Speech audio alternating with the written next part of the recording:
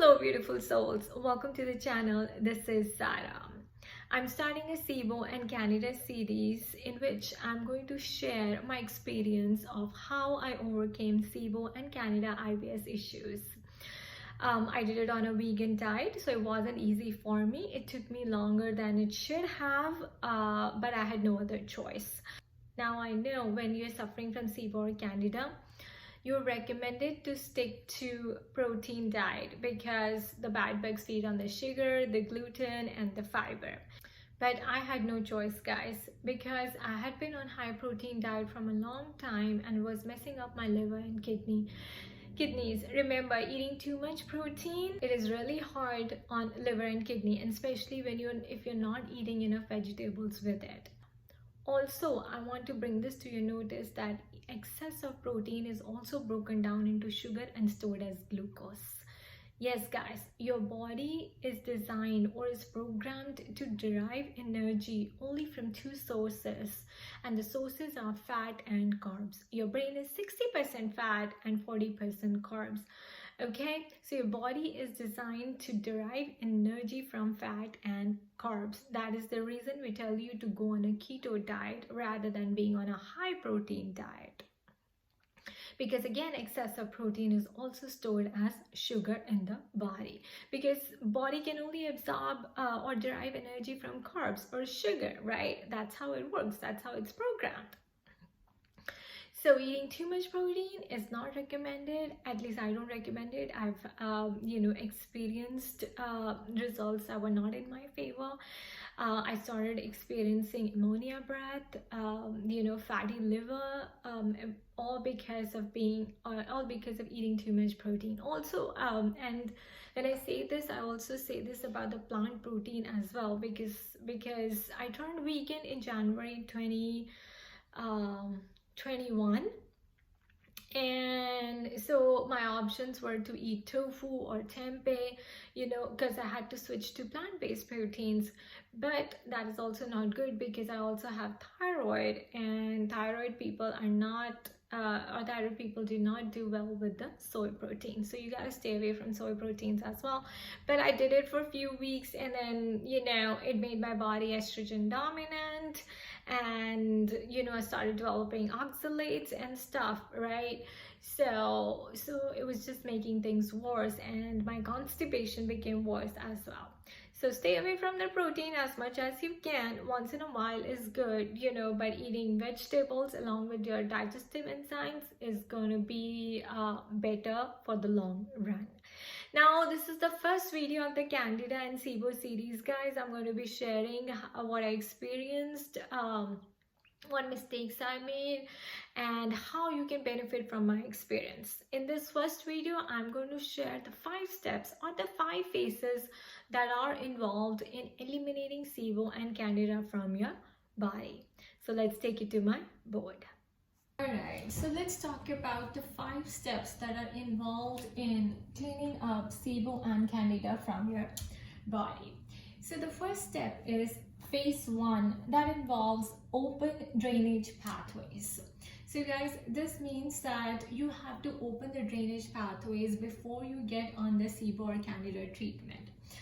And open drainage pathways means that you need to clean up your liver and kidney. So cleaning up of liver and kidney is very important before starting the Candida or SIBO treatment, because everything starts with liver. You could have an alcoholic fatty liver, or you could have a non-alcoholic fatty liver. So if in case your liver is fatty and is not working properly, right, it's jammed, then you will have a hard time processing the antibiotics that are given to you for killing the bad bugs. And if there's a problem in the liver, guys, it won't be able to break down the proteins or fats easily for you. And for SIBO and Candida, it is recommended that you go on a protein diet. If you go on a high protein diet and if your liver is not working properly, it's become sluggish, it's going to have a hard time breaking down that protein. So things are going to get worse, okay, if you start off with SIBO and Candida treatment right away without cleaning up your liver and kidney. I have made that mistake and I have suffered a lot for 3 months, 4 months, whatever treatment I did, it went in vain, it went to waste, and my doctors had to back up and put me on the liver and kidney detox. Okay, so first one is open the drainage pathways, and along with liver and kidneys, guys, you have to be very careful about elimination of the bowels as well. Are you having a regular bowel movement? At least one bowel movement per day is required. Otherwise, things are going to get, jacked up in your intestines again, and it's going to cause problem. Regular elimination will promote the release of the bad bugs from your body. Second phase is disrupt the biofilm. So biofilm is the layer. Biofilm is that extracellular material wall that the bad bugs make for themselves so that they can keep themselves protected in that biofilm or in that layer. So it's kind of like a shelter for the bad bugs, or you can call it a village or a home that they create for themselves to stay protected in that home from the body's immune system. So your body has a very strong immune system. If it detects any bad thing or bad bugs or antigen proliferating in your body, it will make it its mission to remove it from the body. But it can only do so if you have a strong immune system. So strengthening your immune system is going to play a vital role here, and I'm going to talk about it in detail in the separate videos. This is like a Candida SIBO series, guys, when I make videos separately in detail on each one of these phases. So getting back to the biofilm, guys, so to remove the bad bugs or to kill the bad bugs, we have to break open this biofilm. We have to break their shelter. We have to break their home and get them out of that layer so that they're available to be killed by the antibiotics. Phase 3 involves yeast and bacterial eradication. Now that they are out in the open, we can kill them or we can eradicate them using antibiotics.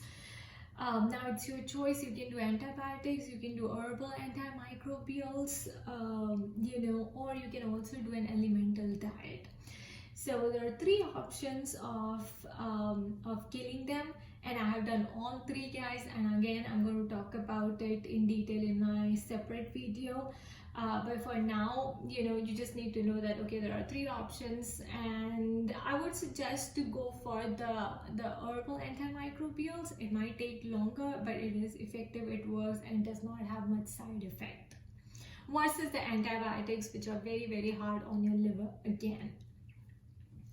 Then phase 4 is healing your gut. After the bad bugs are out of your body, they're removed. Oh, and also on phase 3, elimination. Again, elimination of the bowels is very, very important, because once they're killed, right, they release toxins in the body, which are also called as die-off symptoms.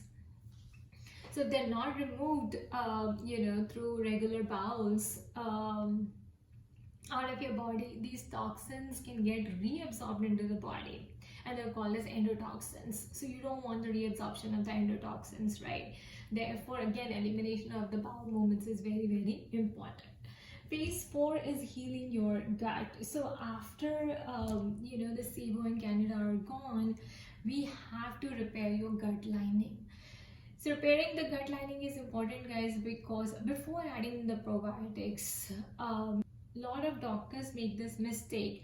They give you probiotics to add in right after you get off the antibiotics, or you complete the antibiotic treatment for Candida and SIBO, which is not appropriate, because your gut lining still needs to be healed from the damage that these bad bugs did to your body. Okay, so until and unless you heal your gut, your intestinal lining, do not add the probiotics, because your gut could be still having holes, and if you add the probiotics, it's going to lead to SIBO again. I've experienced this as well, and so I'm speaking from my experience, and I do not want you guys to make the same mistake. So phase 5 is, after you've healed your gut, then you are probably ready to add the probiotics plus fiber. Again, guys, this can take about 1 month or 2 months depending on how and what your approach is, right? We generally recommend taking a multivitamin, also drinking the deglycerized licorice tea or aloe. Okay, so again, I'm going to talk about it in detail in my separate video, but for now you need to know that there are 5 steps or 5 phases involved in SIBO and Candida treatment, in eliminating SIBO and Candida completely from your body.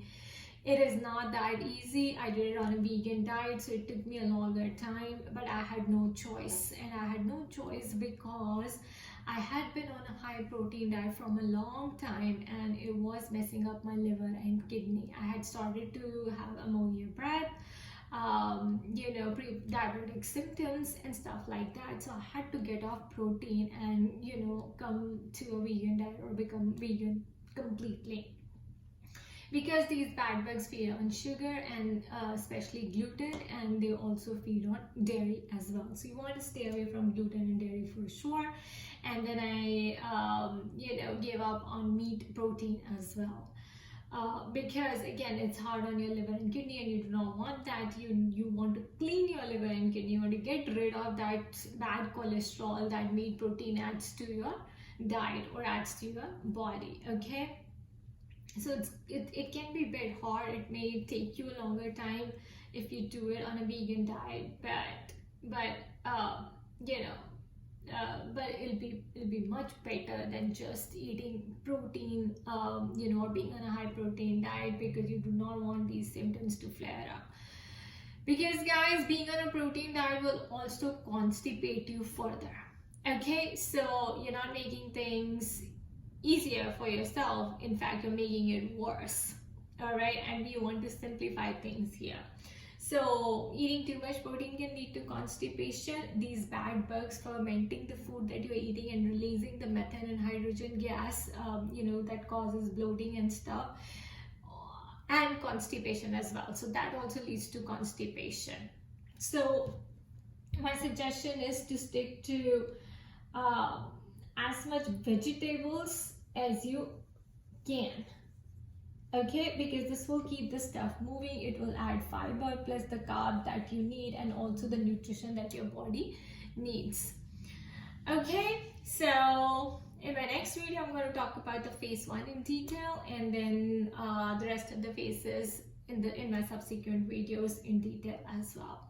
Stay tuned. Bye bye. Take care.